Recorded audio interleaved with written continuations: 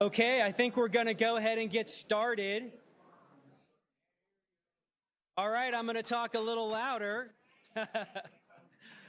All right. Great. Thank you, everybody, for joining us this evening. Welcome to the 2025 Ruth Wright Distinguished Lecture in Natural Resources featuring Professor John Leshy. My name is Chris Winter. I'm the Executive Director of the Getches-Wilkinson Center for Natural Resources, Energy, and the Environment here at Colorado Law School, and we're thrilled to have you all joining us this evening. Thank you for being here.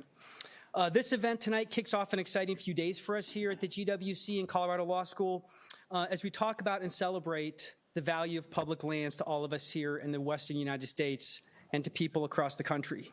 So as a part of these events, we're thrilled to host Professor Leshy tonight for the Ruth Wright Lecture, and over the next 2 days, we'll be hosting dozens of experts from around the country and across the political and ideological spectrums as part of the March Symposium on Public Lands, where we'll talk about the past, present, and also the future of one of our nation's most enduring natural legacies.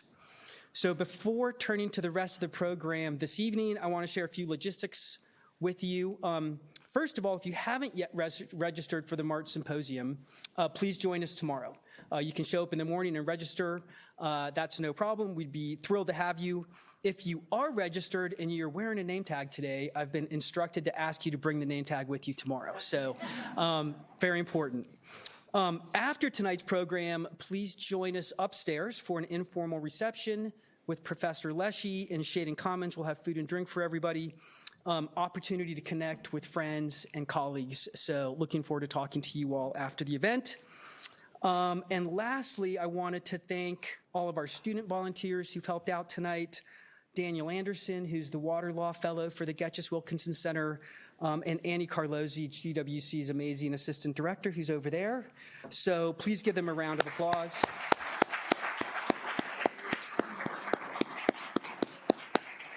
We have an amazing team here, and it's a total pleasure to be able to work with them every day. I also wanted to take a moment at the outset to acknowledge that the University of Colorado Law School and the entire University of Colorado campus are on the ancestral and traditional homelands of the Ute, Arapaho, and Cheyenne peoples.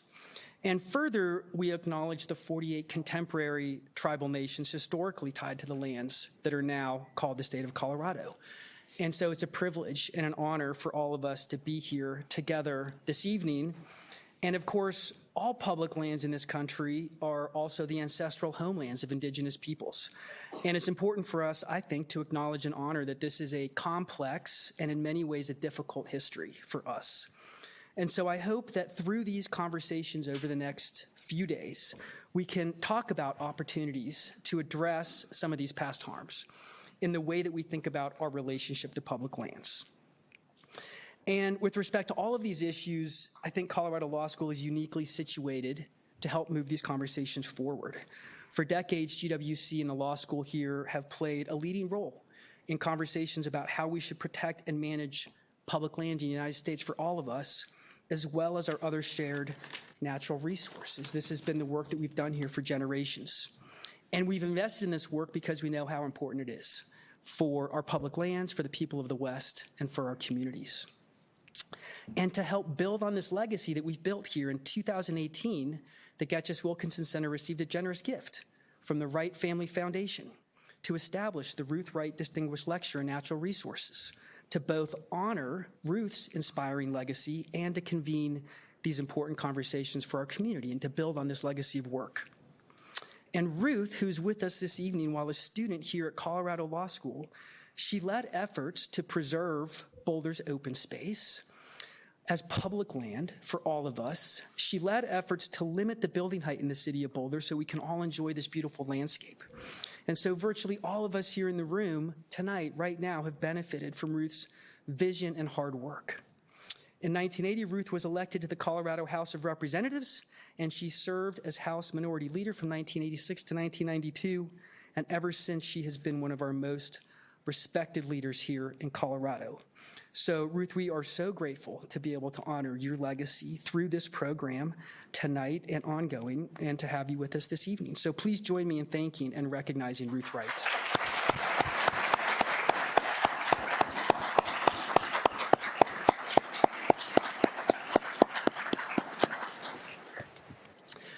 So as we get into the conversation this evening, I hope first we remember why we're here. We all depend on public lands for the water that we drink, the clean air that we breathe, for our economic vitality, for the physical and mental benefits of spending time outside. So we ask so much of the public lands, and we have this deep connection to them, but is this relationship that we have to the land around us truly sustainable? Is it truly sustainable? And so tonight we'll have a unique and fascinating opportunity to talk about that question with Professor Leshy. Professor Leshy's lecture is entitled On Shaky Ground, America's Public Lands Face an Uncertain Future. And he's going to address some of the concerning threats that we have all been hearing about recently, and maybe a few that we haven't yet heard about, but we probably will soon.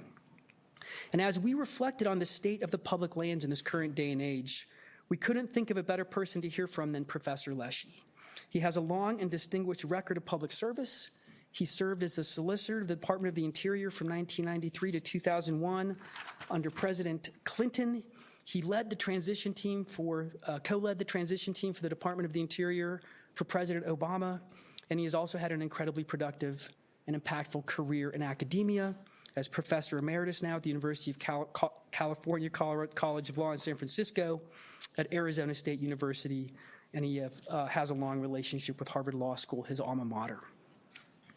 And of course, he wrote what has quickly become the seminal book on the history of public lands in this country, Our Common Ground, which was published in 2022 by Yale University Press and occupies a very prominent place on my bookshelf upstairs in my office. So Professor Leshy is perhaps the best person in the country to address what is happening to our public lands today and to place those issues in a robust and accurate historical context that is rooted in law and policy for all of us tonight. So please join me in welcoming Professor John Leshy.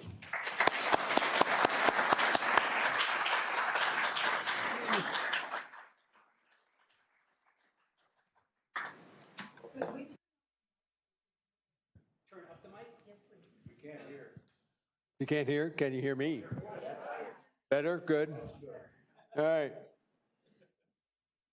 Well, I'm delighted to be back here at the University of Colorado. Been here many times and always had wonderful experiences. I will date myself by saying I met David Getches, I think, in 1971, and Charles Wilkinson a year or so after that. We go way, way back.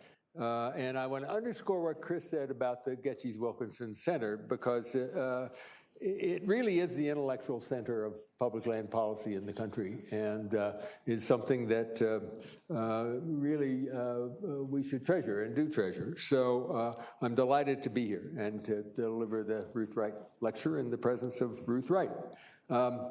Just a little background. You've all seen this map before. 4 different agencies collectively manage about almost a third of the real estate in the nation that comprises the public lands. And they include iconic places, like Yellowstone and Yosemite that we've all know and have visited. But today I'm going to focus on some of the lesser known lands, mostly managed by the Bureau of Land Management, which I spent a lot of my career working with. And just give you a couple of slides of, this is the Canyonlands on the left, or Owyhee in Oregon on the left, and this is the National Petroleum Reserve in Northwest Alaska. I'm going to talk a little bit more about that in a moment.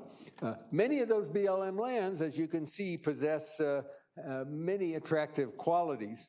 Now, all these public lands are generally open to all, regardless of wealth, stature. They're open for outdoor recreation, education, inspiration, all of them comprising what you might call a shared national project, a manifestation of a shared democratic spirit that I think continues to resonate remarkably in a nation that otherwise celebrates private property. These are public lands. Now, they briefly captured the national attention a few weeks ago, actually in June. You probably remember when Utah Senator Mike Lee proposed an amendment to this One Big Beautiful Bill, I'll call OBBBA, which was then rushing through Congress. And Lee's amendment would have made millions of acres of BLM and national forest land available for purchase. And his proposal had a kind of an amazing reception, which was widespread opposition from hunters, anglers, ranchers, local communities, and significantly a number of Republicans around the West, where most of these lands are found, as well as from the sort of traditional green groups. As a result, Lee quickly dropped the idea. I mean, it was marched out there, and then within days, it was retreated from.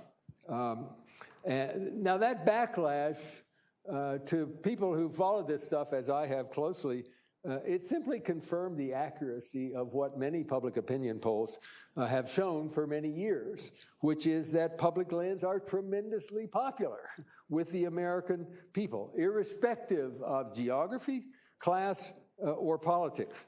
And I don't need to remind you that such a consensus view of some public policy issue is increasingly rare in our deeply polarized society. Now, the resounding defeat of the Lee proposal was a huge victory for defenders of public lands. But nevertheless, as I'm going to talk about for several minutes, these lands still face big threats, perhaps the biggest in over a century. Now, here's one example of what I mean. Within days of Lee dropping that proposal, Congress approved the OBBBA on a strict party line vote, and President Trump signed it into law on July 4th. Nearly 1,000 pages of text encompassing a huge range of tax and health issues and other adjustments, major policy changes, funding reallocations, regulatory adjustments across wide swaths of American economy, including public lands. How that law was crafted is also noteworthy, sadly. It was put together by the White House and a handful of lobbyists and members of Congress, almost entirely behind closed doors over a period of several weeks. There was not a single public hearing on any aspect of that bill in either house of Congress. And it came at a time when Republicans held very, very slim margins in both houses. But it swept through Congress and was a dramatic illustration, frankly. I used to work on the House Resources Committee years ago. And I watched the legislative process work then, and I can tell you what happened to the OBBBA was shocking from the standpoint of somebody who had followed the traditional legislative process. And it just showed how this traditional, deliberative, inclusive, kind of compromise-laden legislative process that worked traditionally, how that's broken down. So Lee's proposal to sell off a few million acres of public lands had the effect of obscuring the threat that the OBBBA legislated with respect to public lands. They only make up a tiny fraction of the 1,000 pages of the OBBBA's text, but they make major changes aimed at industrializing many, many more millions of acres of public lands than Senator Lee was proposing to sell off in his amendment. And these mandates are written into law, so they will prevent and constrain future administrations from dealing with them and tinkering with them absent further action by Congress. They are, in other words, really a sharp contrast to the what I would call the drill baby drill initiative of the first Trump administration. There were many initiatives in that drill baby drill package that President Trump proposed in his first term. But they were mostly showy kind of executive orders, full of empty rhetoric, and they had the staying power of New Year's resolutions by and large. The OBBBA, by contrast, mandates the government to offer to lease tens of millions of acres of public lands for fossil fuel development on generous terms with tenures that could stretch for many decades. Not simply to consider or propose or entertain leasing, but an explicit mandate to conduct lease sales of specified scope and terms on a specified schedule. According to some estimates, as many as 200 million acres of public lands will become available for such lease sales. The OBBBA requires such lease, BLM to hold such lease sales a minimum of 4 times each year, reverses a prohibition in existing law, and allows the lands to be leased without open competition for $1.50 an acre. It encourages speculators to nominate public lands for lease by abolishing the previous $5 per acre fee that the BLM had required for nominating areas. So that fee is gone. And it requires the BLM to offer at least half of the acreage that is nominated by speculators for leasing within 18 months. Now, just issuing such leases is not going to result necessarily in the development of the leased resources. But by giving the lessees a legal right in public lands for a minimum of 10 years, they can, and as I will discuss in a little bit more detail later, pose serious obstacles to managing not only the public lands that are leased, but also other public lands in the area, managing them for wildlife conservation and recreation and the like. The OBBBA's provisions regarding Alaska are, and Alaska holds a very notable place in public lands, and I like to talk about it because most people, I should go back, this is a standard map of the public lands, and Alaska is wildly out of proportion here because Alaska is actually more than 3 times the size of Texas. More than twice the size of Texas, bigger than Texas, California, and Montana put together. Alaska is huge. And so when you talk about public lands, you have to talk about, here's what Alaska looks like on the lower 48. The scope and the iconic features of Alaska public lands are really marvelous, very noteworthy. So what does the OBBBA say about Alaska public lands? Well, on the Arctic National Wildlife Refuge up in the blue, up in northwest east Alaska, it requires the Interior Department to conduct over the next 7 years 4 lease sales of a minimum of 400,000 acres each in the coastal plain of the Arctic Refuge. With regard to the red in northwest Alaska, that's the 23 million acre National Petroleum Reserve managed by the BLM. What the OBBBA does there is even more far-reaching. Little background, the NPR, the National Petroleum Reserve, was originally a naval petroleum reserve that President Harding established way back in 1923 when the Navy was converting from coal to fossil fuels. In 1976, Congress put that NPR under the jurisdiction of the Interior Department, not the Navy Department, put it under the BLM, and explicitly in that legislation sought to strike a balance between developing any petroleum that might be found there and protecting the areas, and I'll quote here, rich environmental, fish and wildlife, and historic and scenic values. And then 4 years later, Congress embellished that by directing Interior to put in place a program for competitive oil and gas leasing up there, but at the same time to include conditions, restrictions, and prohibitions necessary and appropriate to protect the other values. So ever since the succeeding administrations kind of struggled with how do we balance development and protection of that NPR. And there has been some oil and gas development, but much of the acreage at 23 million acres remains undisturbed. Now, what does the OBBA do? Here, I think I have a map. Yeah, there's the National Petroleum Reserve. What does the OBBBA do to the National Petroleum Reserve? It requires the Interior Department, requires it to conduct 5 lease sales of at least 4 million acres each.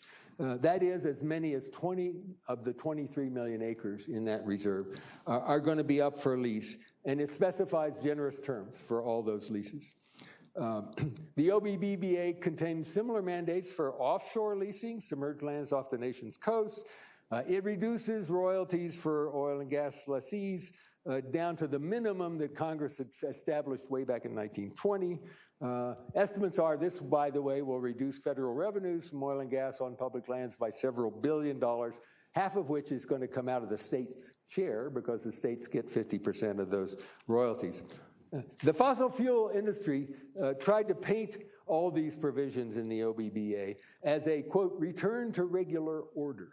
But believe me, it goes far beyond the regular order in what it does.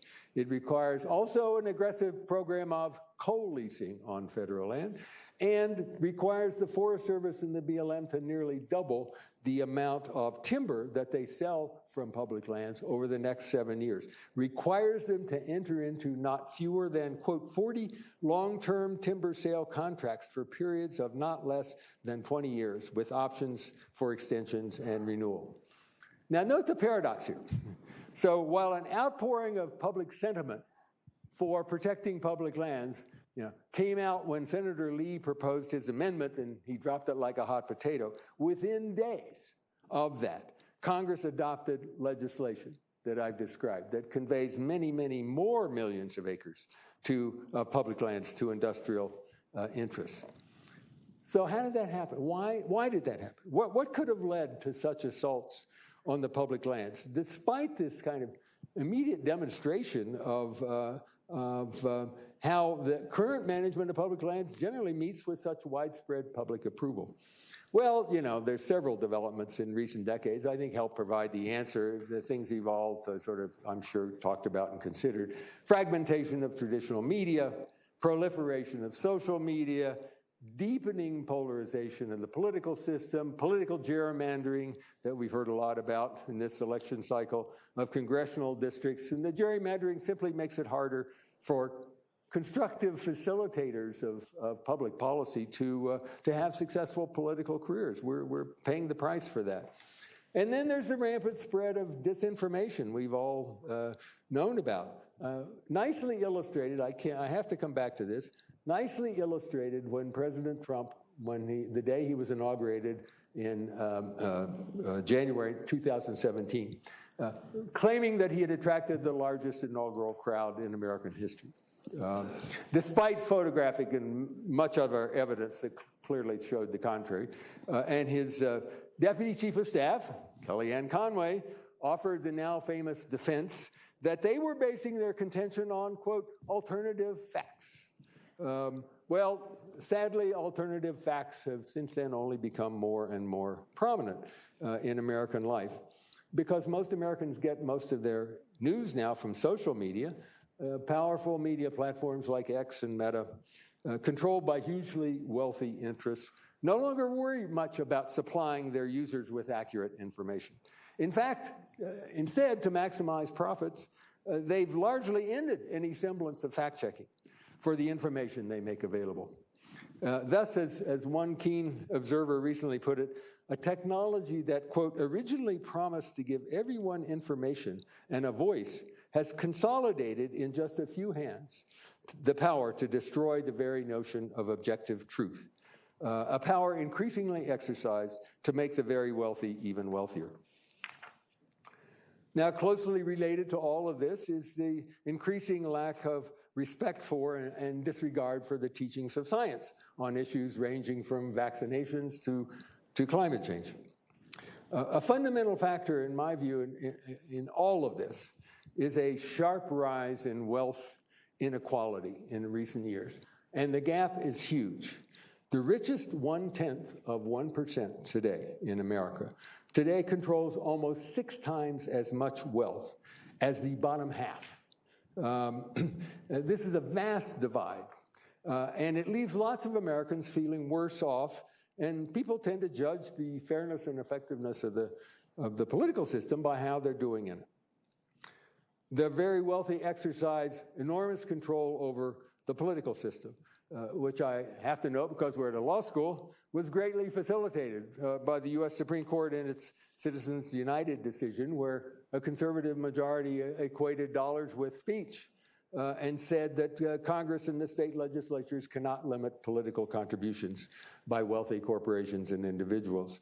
And the unelected justices have also embraced the theory of the unitary executive and increasingly given the president autocratic control over the executive branch and blanket immunity from almost everything he does. And they've also said that the Constitution provides no barrier to political gerrymandering. And as for Congress being a check on the president, well, the OBBBA is a vivid demonstration of that, of Congress's total acquiescence to the president's exercise of what some historians have called the unconstrained, unmoderated, unilateral authority that's without precedent in American history. All this really makes it hardly surprising that President Trump is helping wealthy interests take control of a good many public lands through the OBBA and related things that I've described to serve their objectives. The OBBA's oil and gas leasing provisions reward the industry's heavy contributions to the president and congressional Republicans in the 2024 election cycle after President Trump openly solicited those contributions in his campaign. Here's the story headline in the recent Wall Street Journal that sort of captures it all. So even though the vast majority of Americans support the national government continuing to hold and protect large amounts of land, in other words, recent decisions that I've described are cutting against this. And this is threatening to shift the paradigm in public land policy that has prevailed over the last more than a century, since about 1890. And I've got some really obscure charts here, but I want to show them, which tries to describe this paradigm. What this shows, the top is public lands outside of Alaska, and because Alaska is so huge and different, I've put Alaska separately. But they show the same thing, which is the light gray are the acreage decisions every 10 years by decade to hold public lands into public ownership permanently. So you can see it's always up, going up, up, up, more and more public land. The darker shade are decisions made to mostly or fully protect those lands from industrial activity. Again, trajectory is up, up, up, up, always up. The dotted line on the top one is the U.S. population, which shows the kind of correlation between what we're doing with public lands and population growth, what I think is significant. Alaska shows pretty much the same thing, although you'll notice there's a very big jump between 1970 and 1980. That's the result of a single piece of legislation, the Alaska Lands Bill, that was called, enacted by Congress in 1980, which had a huge impact on Alaska. Now, one of the interesting things about the public lands here in this trajectory is that the decisions, the political movement to hold and protect public lands really didn't capture a lot of attention and didn't get much traction until about 1890. That's really when things began to change. There was a little bit before then, tiny bit of reservation and protection, primarily Congress's decision in 1864 to have California protect Yosemite Valley permanently, and then Congress's decision in 1872 to protect Yellowstone as a national park. But other than those two things, until 1890, there was really no formal reservations or protections of most federal lands. They were still all available for sale and transfer and disposal. I make that point because until that point, the public policy of America from the Revolutionary War onward was to give most of the lands that it acquired from indigenous peoples and foreign governments, mostly to settlers, new states, miners, railroads, other industrial interests, and a variety of speculators. Now, of course, Native Americans, beginning with Columbus in 1492, were dispossessed of nearly all of their land holdings. That dispossession process was largely complete before 1890. And to me, that is very significant because, put it this way, the advocates of and the leaders of the political movement to hold and protect lands in national ownership, and the federal agencies like the Forest Service and the Park Service that implemented those decisions were not really the villains in the story of Indian dispossession.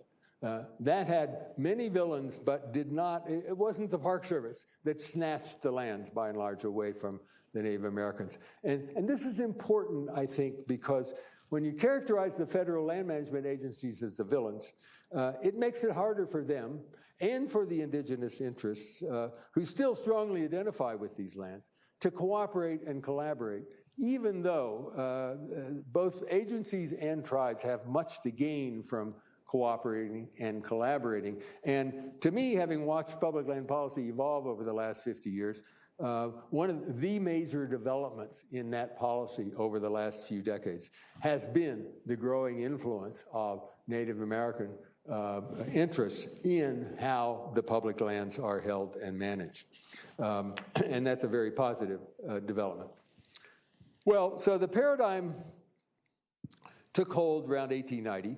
It was in part, the paradigm to hold and protect public lands, it was in part a reaction, a direct reaction to plunder and corruption and the monopolistic power that characterized the last few decades of the 19th century. What came to be known as the Gilded Age, and I want to talk a little bit about the Gilded Age. Then, as now, some of the biggest corporations and richest Americans were accumulating unimaginable wealth and engaging in what a leading historian called a quote, orgy of conspicuous consumption, while many ordinary Americans were stagnating or worse. Interestingly, given all the discussion today and the efforts to do partisan gerrymandering was extremely prominent feature of the Gilded Age back then. So we're kind of repeating that cycle. Public lands figured quite prominently in that first Gilded Age. The mining law of 1872, which threw open the public lands to industrial mining with few constraints, a law that's remarkably still in effect for most lands managed by the BLM and the Forest Service, was characteristic of that era.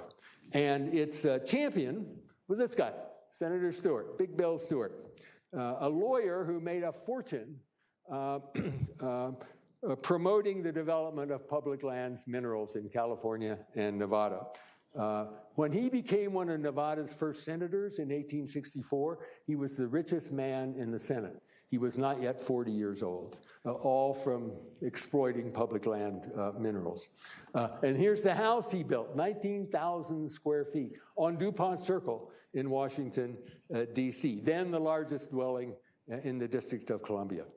Now, Stewart had an interesting career. He left the Senate in 1874 after becoming deeply enmeshed in a scandal involving peddling stock in a worthless Utah mine to some British investors, but he escaped prosecution, and 12 years later, the state legislature, which then selected senators, obligingly returned him to the Senate, where he served until 1905.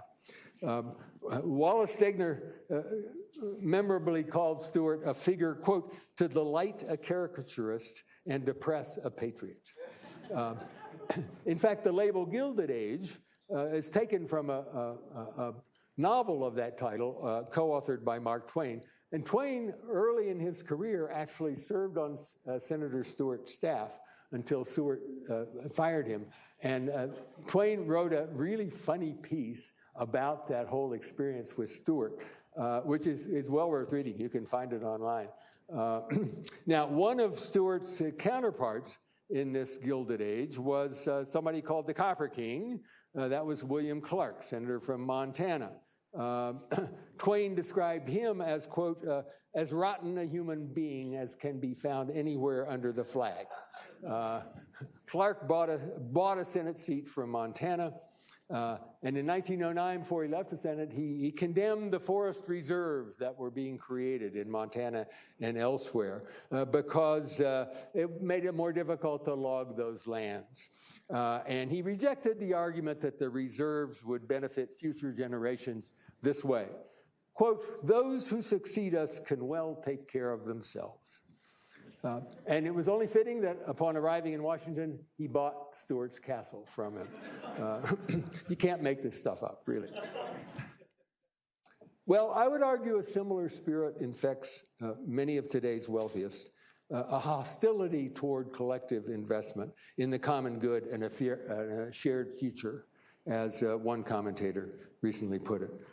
I would argue the close ties between the Trump administration and wealthy interests seeking to gain a foothold in public lands are strongly reminiscent of what happened in that earlier Gilded Age.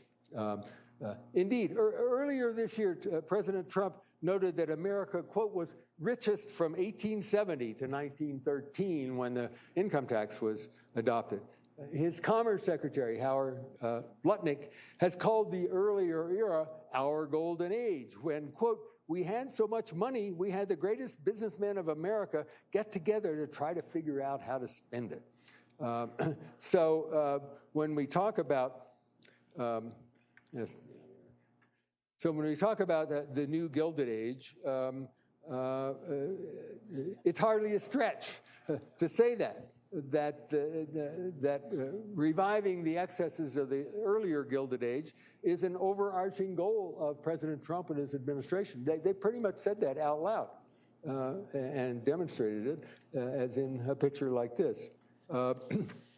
So it's hardly surprising then, in enacting the OBBBA, that Congress left undisturbed Senator Stewart's mining law of 1872, a law that still gives developers of gold and silver and copper and a wide range of other minerals free ride to exploit the public lands with minimal regulation, despite the fact that most Americans, vast majority, don't want industrial interests to dominate public land policy.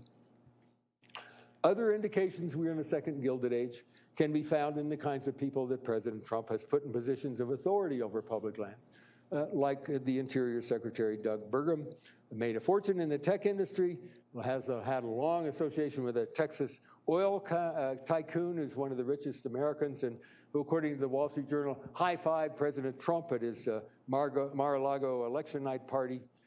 Burgum has repeatedly characterized our public lands as a, quote, gigantic fiscal asset on the national balance sheet. The Energy Secretary, Chris Wright, previously headed a multi-million-dollar fracking company, and that's just the tip of the iceberg, because most Trump appointees with some authority over public lands have similar backgrounds. Now, also, in several public land rich Western states, the largest landowners are billionaires, and there are numerous examples of them and their land holdings and conflicts with recreational users of public lands. You might have read the other day, the Supreme Court finally turned down a petition by a wealthy North Carolinian involving so-called corner crossing. This guy made a 9-figure fortune in the pharmaceutical industry, and he bought a 24,000-acre ranch in Wyoming that included about 11,000 acres of intermingled public land, a checkerboard pattern of ownership that emanated from railroad land grants in the first transcontinental railroad land grant that Congress approved in 1864. So 3 sport hunters using GPS crossed the corner from one parcel of public land to another, stepping over the airspace of his intermingled public land. Did not set foot, it occupied the airspace. He sued them for $9 million in damages as a result of this. Happily, he lost, but other plutocrats have done similar things like that in Idaho and other parts of the West. Consider also that according to several studies, as many as half of the several thousand holders of permits issued by the BLM and the Forest Service to graze livestock on more than 200 million acres of public lands have income derived mostly from other sources. So they can really be characterized as a kind of amenity seekers or hobbyists. And some are indeed fabulously wealthy.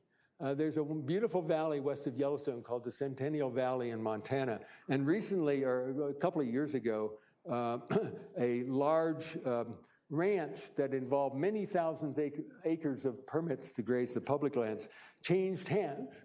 The seller was the Koch brothers' interests, who made their fortune derived from the oil industry.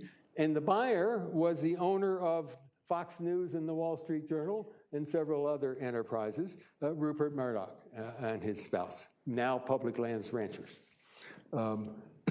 Incidentally, while the controversy over Senator Lee's proposal to sell off public lands was raging, Murdoch's journal, Wall Street Journal, published an editorial questioning why were some Republicans opposing this. Because it said, and I'm quoting here, transferring a sliver of federal land into private hands is the least Congress can do to better share the country's treasure.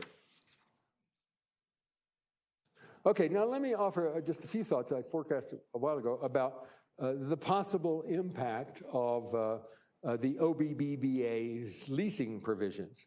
As I said, they aim at creating many thousands of potentially long-lasting property rights, private property rights, to mine and log millions of acres of public lands.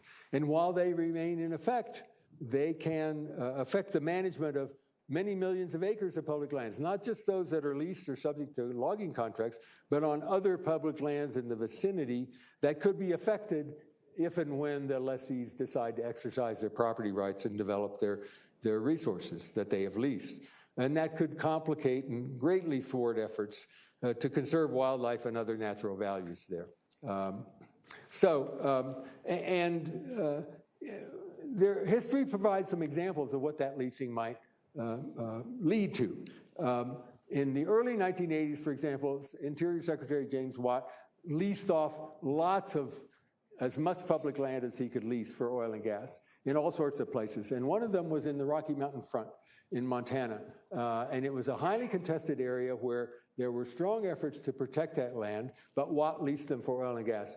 It took, and I have a lot of familiarity with this because I worked on it for over a period of years, it took 40 years to get rid of those leases. 40 years and many, many millions of dollars of federal dollars to buy those leases out and retire them to maintain the protections from those areas. So that's what we're looking at.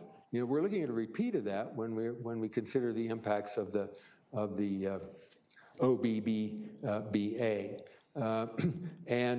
So the overall effect of leasing, as the OBBBA requires, may not be that radically different from outright permanent transfer of the public lands out of federal ownership. Now, obviously, that would be somewhat ironic, considering that the OBBBA became law just days after Senator Lee's proposal to sell off only a few million acres of federal land triggered such widespread opposition that it was quickly dropped. Now, it's of course not certain that of these acres that are leased, that they'll be developed.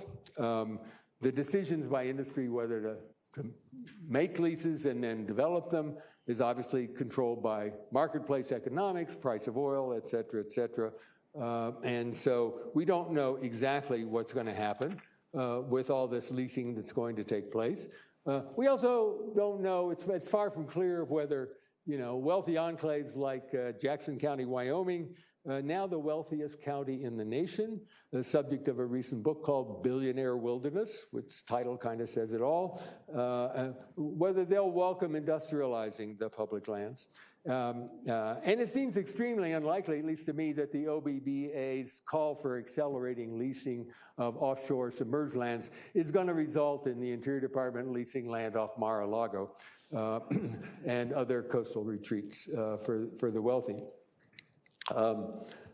It's also possible, and here I got my optimistic hat on, that as the administration implements the OBBA and makes leases available on specific tracts of public lands, local supporting conservation areas, like the local friends groups that have sprung up in many places, will seize on the concrete proposals to lease as a way to organize, catalyze opposition and support protection. And discourage lessees or potential lessees from going forward. It remains to be seen, in other words, what the overall effect of the OBBA's generous leasing mandates will be. Now, the second Trump administration has done another interesting thing that's not getting a lot of attention, but I think is worthy at least of a mention, and that is it is actually implementing a program, in the beginning stages of implementing a program, for the U.S. government to not only encourage development, but to take an ownership interest in that development, in companies that are proposing to lease and develop public lands. It announced earlier this month that it's taken a 5 or 10% interest in a lithium mine located on public lands in Nevada. President Trump also recently announced that the U.S. is acquiring a partial ownership interest in a private company called Trilogy Metals that is the primary sponsor of a mining project in northern Alaska that's vitally dependent on the U.S. issuing a right-of-way across public lands to access that mining project, the so-called Ambler Road, which would cross a couple of 100 miles of mostly undisturbed public land adjacent to and across the gates of the Arctic National Park in northern Alaska. Now, you might find a Republican's embrace of this kind of form of socialism, acquiring ownership interest in private companies. You might find that kind of ironic until you learn that Trilogy Metals, the Ambler Road dependent mining proposal, is owned and controlled by a prominent Trump supporter. Forbes magazine's headline a few days ago put it this way, quote, billionaire Trump donor Paulson scores a windfall thanks to the government's investment in Trilogy Metals. Noting, among other things, that a year after Paulson raised $50 million for Trump in a political fundraiser, the government's investment in his Trilogy Metals increased the value of his holding in Trilogy Metals by $60 million. So 50 to 60, not a bad trade. Now, of course, the government has long acted to develop public lands directly without leasing them to private interests. It's built lighthouses going back to the 18th century. In modern times, it's built facilities and operated facilities to store nuclear waste on public lands. And it's sometimes subsidized private development on public lands. There's a loan program Congress established years ago through the Department of Energy to provide subsidies to various industrial facilities.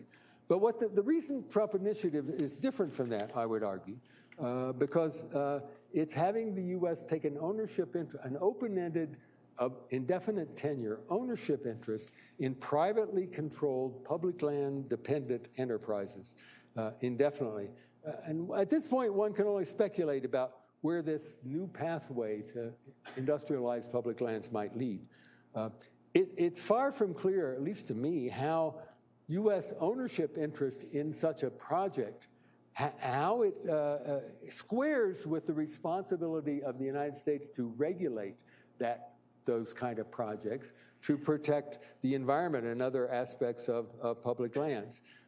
In other words, U.S. acquires an interest in the Thacker Pass lithium mine, and then the BLM has to decide whether to approve the mining operations, the plan of operations for that mine. How can it avoid, how can it close its eyes to the U.S. ownership interest in that mine? Similarly, how could the U.S. partial ownership of Trilogy Metals square with Interior's decision regarding the right-of-way for the so-called Ambler Road up in Alaska? Well, in fact, President Trump explicitly acknowledged that connection by directing the Interior Department to issue the right-of-way for the Ambler Road in practically the same breath that he announced the ownership interest the U.S. was acquiring in Trilogy Metals. Now, critics of this ownership initiative can obviously challenge and will challenge the wisdom of individual decisions to invest in such ventures. They can also draw public attention to the conflict of interest that such ownership interests seem to create for the Interior Department. And one would expect that competitors of these mines would have a beef because they're competing against an enterprise that is partially owned by the government and also regulated by the government. And so we might see some challenges to Interior greenlighting such projects, but the outcome is hard to predict. We could also hope that Congress would provide more clarity in such situations, but that seems unlikely since Congress is so gridlocked.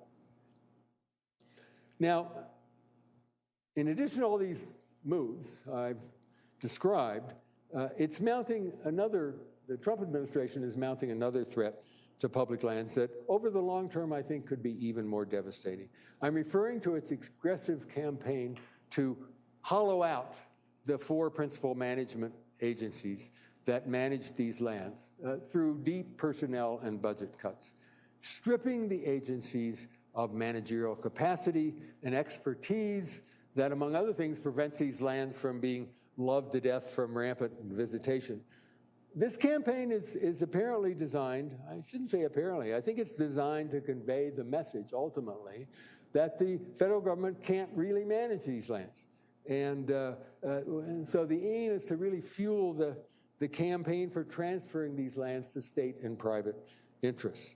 One seasoned observer recently put it this way: if you dismantle systems and cause a collapse in responsible management of public lands, a case can and will be made to privatize them. Now, the hollowing out, President Trump put the world's richest person in charge of that at one point. That was Elon Musk and this unofficial entity called DOGE that was supposed to make the government more efficient.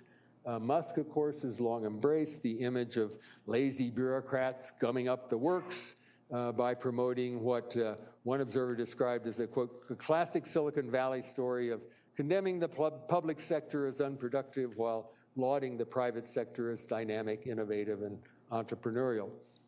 The principal architect of this hollowing out policy is the head of the Office of Management and Budget, Russell Vogt.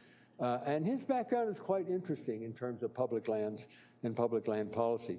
Much of his previous career was with the right-wing Heritage Foundation, which has long advocated transferring most public lands out of public ownership. Now, apparently, Vogt grasped that explicitly calling for privatizing public lands was kind of a political loser, as Mike Lee recently demonstrated to us. So when he put together Project 2025, which was the transition document for President Trump's second term, the agenda he assembled did not advocate for privatizing public land. And it was the first time in the Heritage Foundation, 40 years of Heritage Foundation proposals, that they did not do so. Very interesting.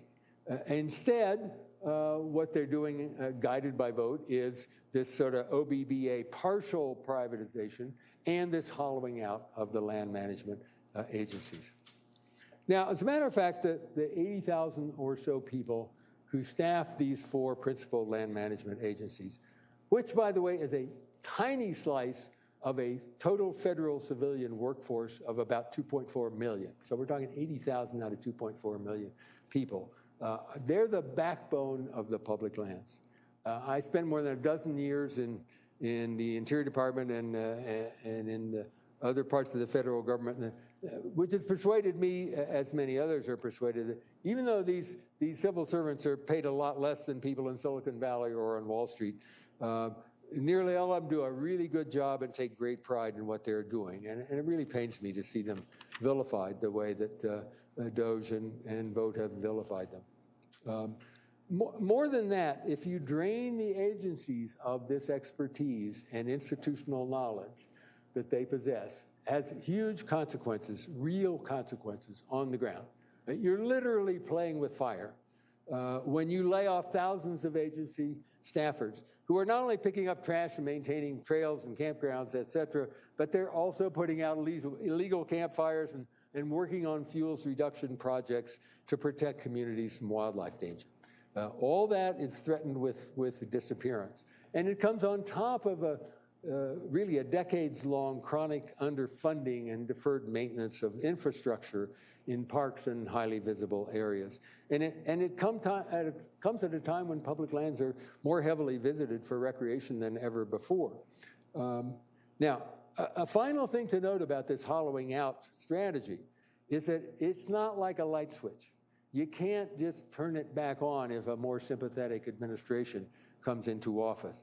It's far easier and far faster to downsize and dismantle than it is to build back expertise and management capacity, not to mention morale. Now, two last things to note in that connection. The first is a bit curious. To date, Trump has not done what many expected him to do immediately upon taking office in his second term, which was to downsize the Grand Staircase and Bears Ears, those large national monuments in Utah that he did downsize in his first administration. Now, Biden reversed that action before the before the courts could rule on the legality of the downsizing. This is Trump downsizing Bears Ears in 2017. In fact, Interior Secretary Burgum said a very curious thing this spring. He said, well, resizing the national monuments is, quote, not a top priority, and any such idea would require thorough review. What accounts for the administration's caution on this point? Well, I think it's best explained by two things. One is the fossil fuel industry has not pushed for it, the downsizing, because neither area is believed to have much oil and gas potential, and by the administration and the industry's awareness that abolishing or shrinking those monuments could, like Senator Lee's proposal, trigger a widespread protest. Now, the second thing to note is that Trump has taken some actions to thwart industrialization of some public lands, mainly by canceling or suspending a number of major projects to build wind and solar energy projects on many thousands of acres of public lands. Secretary Burgum has made no attempt on the president's hostility to such projects. Burgum says the electricity they produce is not reliable, et cetera, et cetera. Protection advocates of public lands are somewhat divided on this, as you might expect. The hostility to solar and wind projects is welcomed by some who focus on protecting particular landscapes, sort of the NIMBY type of reasoning. But others are concerned about the climate change, are troubled, obviously, by the administration's general hostility to these projects that promise to reduce greenhouse gas emissions. Now, unlike the OBBBA's leasing provisions, the administration's hostility to renewables and turning down permits is reversible. They don't create property interests in federal land that a future administration can find hard to undo.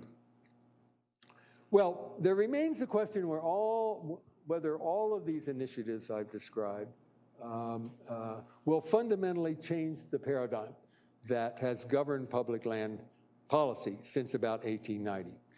It certainly has that potential. I could not say otherwise. On the other hand, remember that the first Gilded Age really helped spark that movement to hold and protect lands in national ownership that led to the public lands we see today. So, might the current Gilded Age that we're in have a similar result, create a backlash that ultimately could strengthen and further empower the movement to safeguard and expand our system of protecting public lands? It's a really important question, and so far the evidence for this happening, I think, is decidedly mixed. The reaction triggered by the Lee proposal certainly suggests that a revitalized movement to hold and protect more lands is possible. But then, a few days later, you have enactment of the OBBBA, which cuts in the opposite direction and suggests the opposite. Republican House member Ryan Zinke from Montana kind of captures this ambiguity. As Interior Secretary in Trump's first term, he recommended the downsizing of the Bears Ears and Grand Staircase monuments in Utah. Not only that, he actually prepared a report that recommended the downsizing of other monuments. Trump chose only to do those two and not the others. But then, earlier this year, Ryan Zinke led the charge against Lee's proposal to sell off public lands. Not 1 acre to be sold. That was his rallying cry. Then, of course, almost immediately after doing that, he turns around and votes for the OBBBA. So, which is it? What does all this mean? The midterm elections may provide some indication of how the voters are going to react to all these gyrations, and whether the aggressive initiatives that I've described in the Trump second term will prove to be more sticky than the so-called drill baby drill stuff of the first Trump administration, which was derailed basically by the Biden administration with little lasting effect on public lands. But let me make one sober observation when you talk about stickiness. While the first Gilded Age I described helped spark the movement that led to the holding and protecting of many, many tens of millions of acres of public lands, there's one relic of that age that is still in effect. I'm talking about the mining law of 1872, this is Senator Stewart.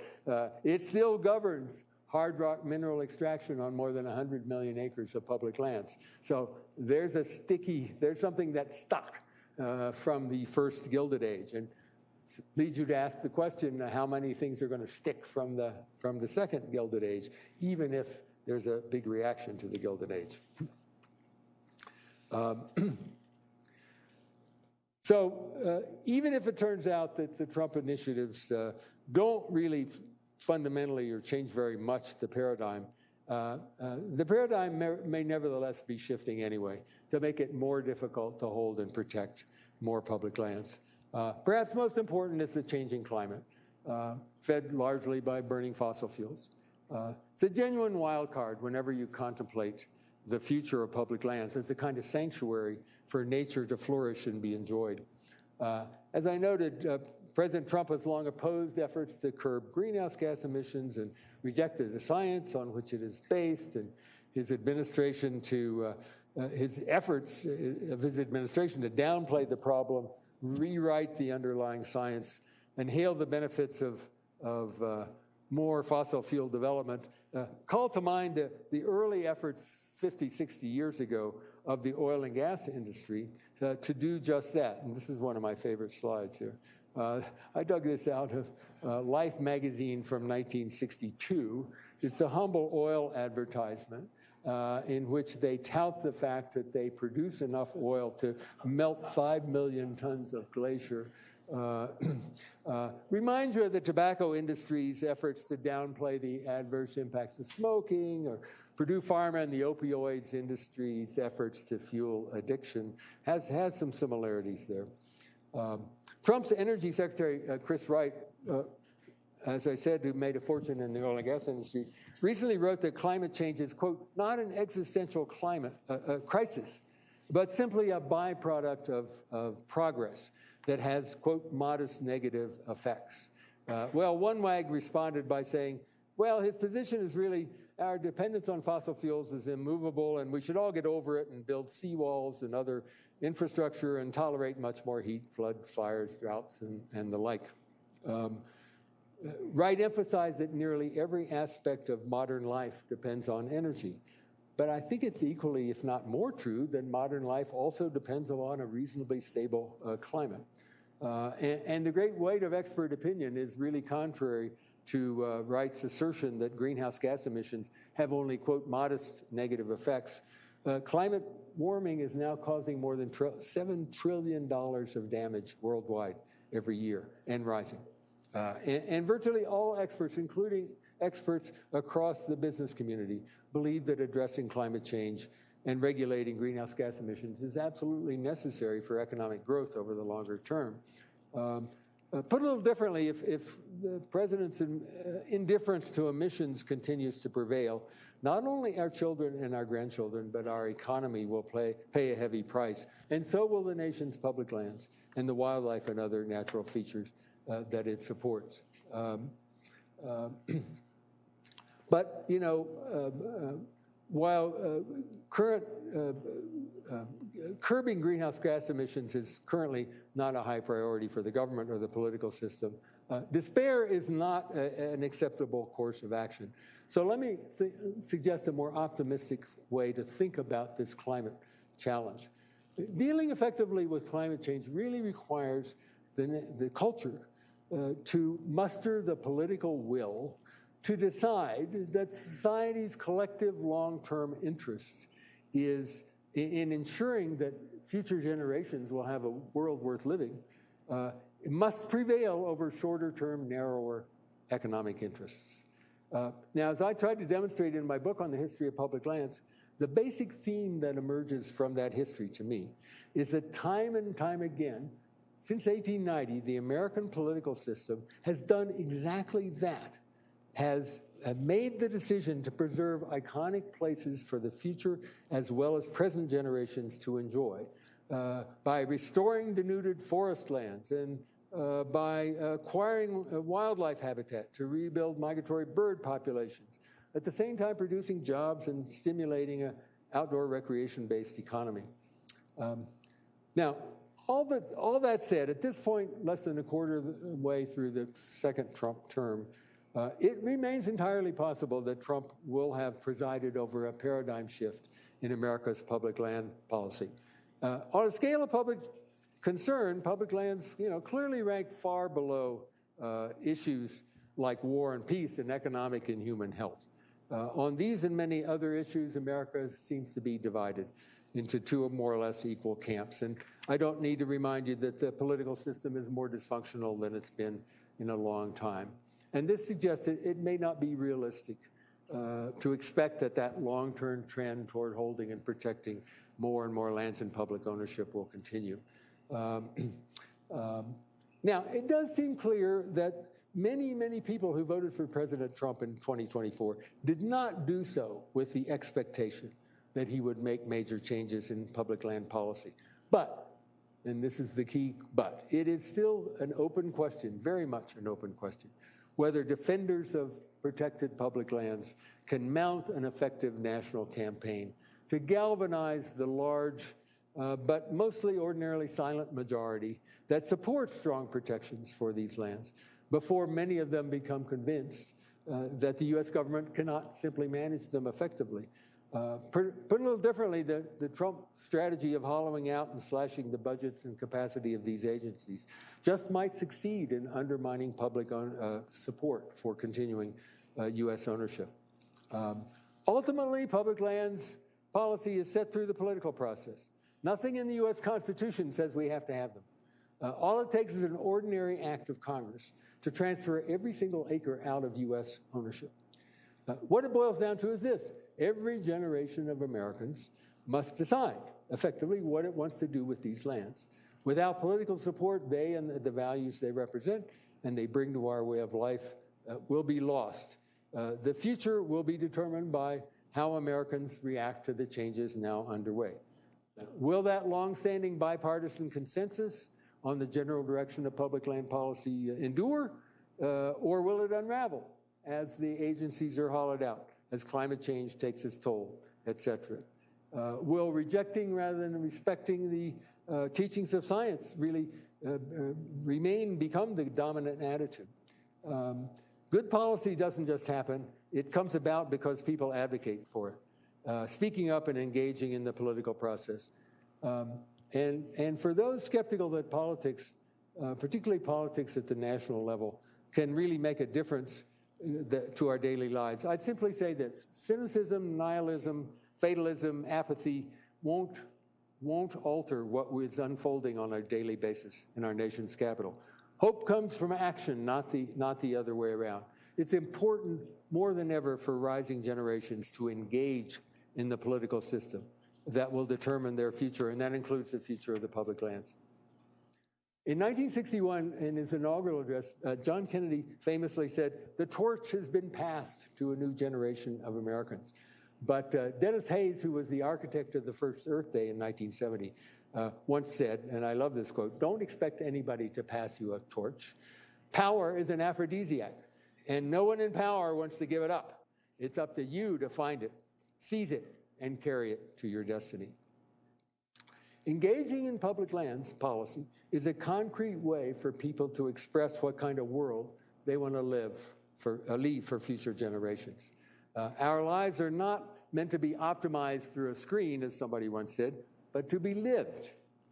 And one way to do that is by engaging in the natural world, both directly and through involvement in public land policymaking, by working to strengthen the pillars of support for these lands, friends groups, town halls, et cetera, et cetera. Nicholas Kristof recently wrote that there's so much Americans are divided about But we should be able to agree on the importance of our generations honoring the natural inheritance embodied in things like our public lands and recognizing that they are the most democratic spaces we have. On the trail, there is no first class or economy. Any of us can enjoy camping spots that no billionaire is able to purchase.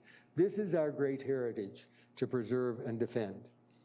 The more people engage with public lands and the more the nation continues to adhere to Theodore Roosevelt's advice, offered as he was leaving office in 1909, that the public lands ought to be managed for permanent public good, not temporary private gain. The more it is likely that these lands will continue to supply what President Nixon once called the nation's breathing space. Even the champion of free market capitalism, the Scottish philosopher Adam Smith, carved out an important exception when he made a strong case for private ownership of land in his seminal work, The Wealth of Nations. He wrote, "A great and civilized nation ought to hold lands for the purposes of pleasure and magnificence for everyone's benefit." Finally, as Daniel Reardon has noted, in the long run, the pessimists may be proved right, but the optimists have more fun along the way. So thank you very much for inviting me. Thank you for attending.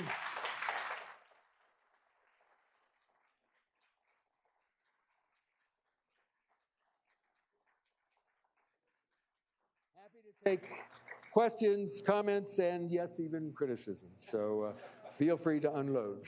Thank you, John. Please stay at the Okay. podium. We have students, I believe, who have a couple of mics, and so we have a couple times for questions. If anybody has any, just raise your hand, and a mic will show up very quickly.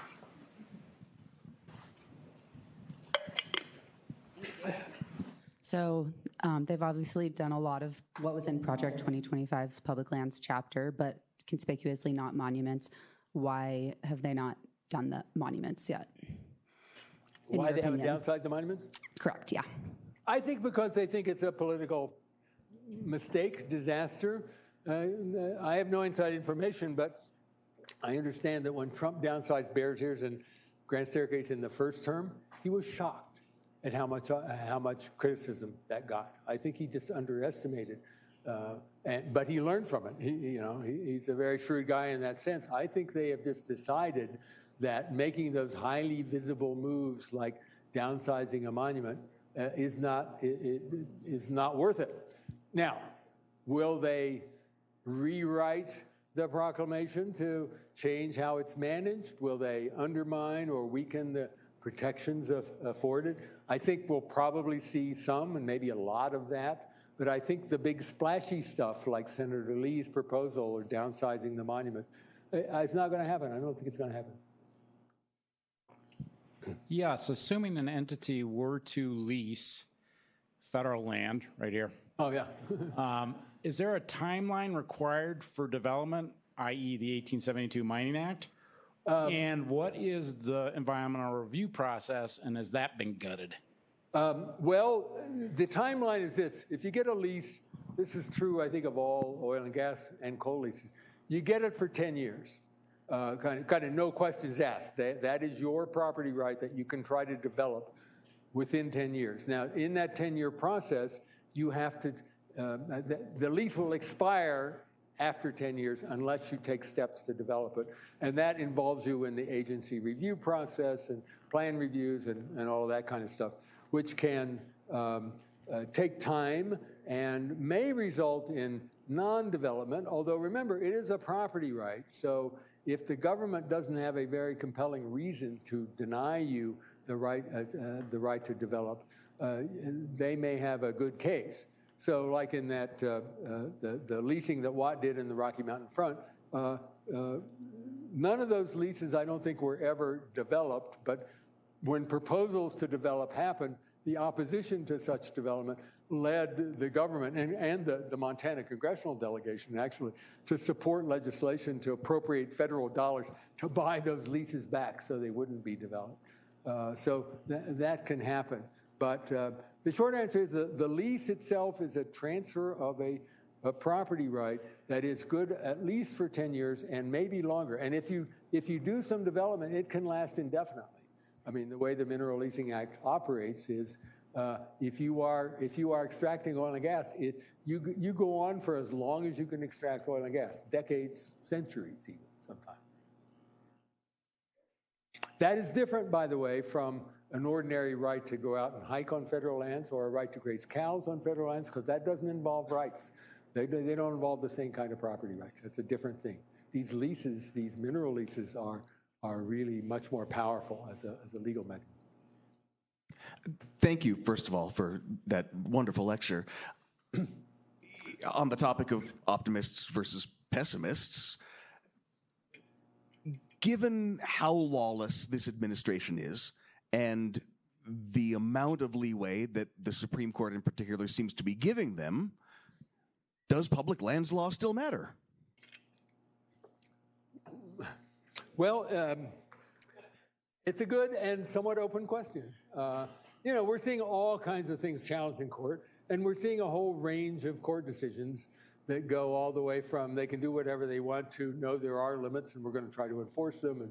And the courts move slowly, as you know, and most of these are district court decisions. Some of them have gone up to the courts of appeals and are pending before that, and some of the courts of appeals decided somewhat inconsistently. Nothing's got to the Supreme Court yet, and may not for a year. So we're going to be in a state of sort of uncertainty about how effective the courts are going to be for some time. Compared to a lot of my compatriots who pay attention to these issues, I'm fairly pessimistic about the judicial branch bailing us out here in ways that they have done in years past. I just think the courts have become much more conservative, led by the Supreme Court, have become much more deferential to the Trump administration, and so I'm not an optimist there. I think the courts are not powerful and will do stuff, but I just don't think they're going to be the savior here. I think politics has to be the savior here. We have a question down here.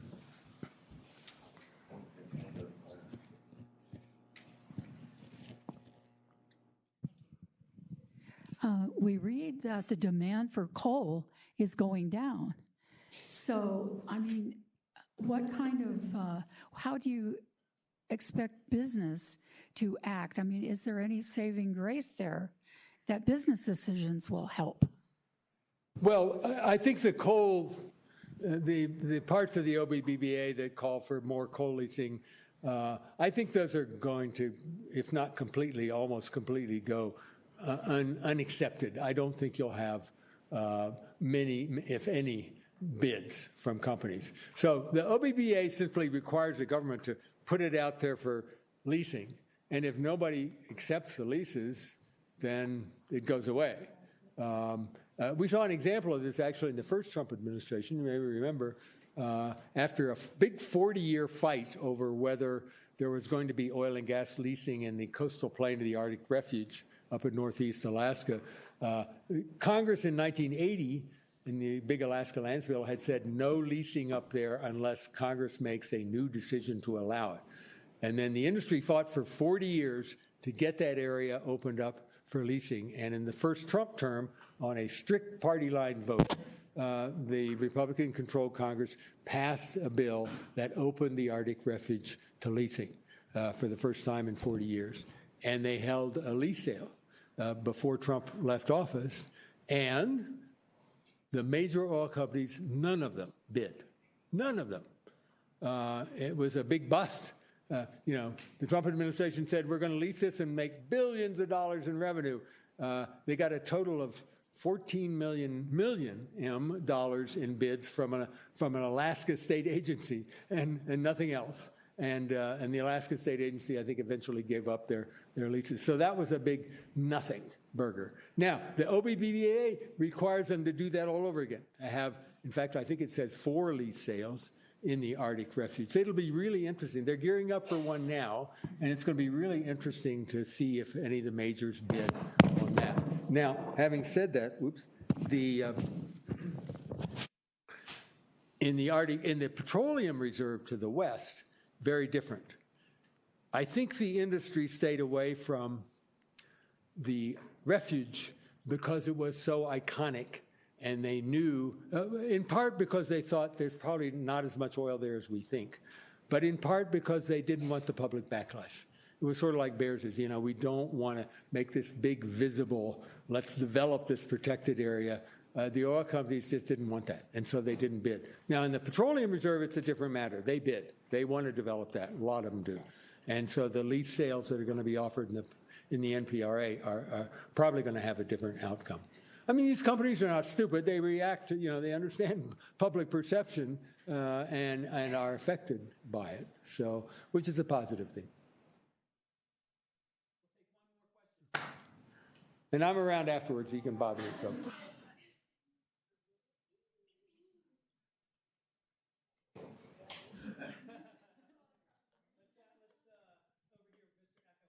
Give him the mic.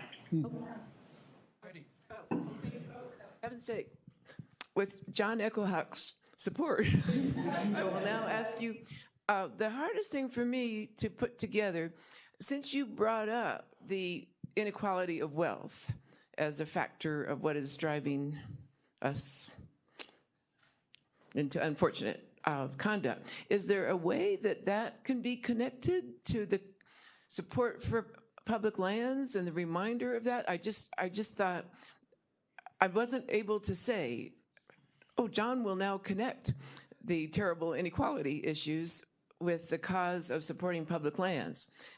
I'm sure that John will do that, and I'm sure I will stop asking John. Well, so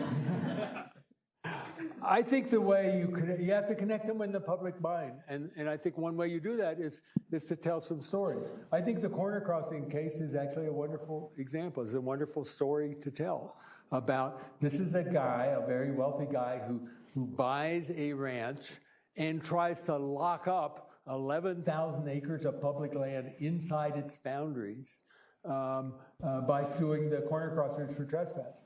And I think, that tells a lot to me. And I think people have to hear those kinds of stories, and that will lead them to connect or hear about the government's investment in Trilogy Metals and the Ambler Road and the threat to those pristine lands in northern Alaska. I think those stories have to be gotten out there and told and hammered home and let the public say, look, these are connected. I mean, it's not like, that all the wealthy people in the country want to control all the public lands, but some of them want to control some of those lands, and they have put in place mechanisms to allow them to do that. So I think it's just a question of educating the public about this. And it takes time. And if you look at the first Gilded Age, it did take time between Stewart and these other guys, passing things like the mining law, and then Congress starting in 1890s trying to say, no, whoa, we want to reverse course and we want to take a different course. So it takes time to build this, but you're talking about building a political understanding about what's going on. Mike, can I ask my question? It's about tribal issues. Sure. Thank you. I'll be quick. So with Citizens United, as you mentioned, our federal government is facing increasing levels of corporate capture every election cycle. There's this idea of land back, giving the land back to the tribes. Given that this industries are, capturing our federal government more and more, would our public lands be safer in the hands of the tribes? And is it time to really talk about land back? Well, land back is, it's an interesting movement. Land back has a huge political problem, frankly, that has to be taken into account. And that is this. Congress does not, and this is just it's custom. It's not written down anywhere, but it is a very powerful curb on congressional action. Congress does not legislate with respect to a particular area of public land over the opposition of congressional representatives from that area.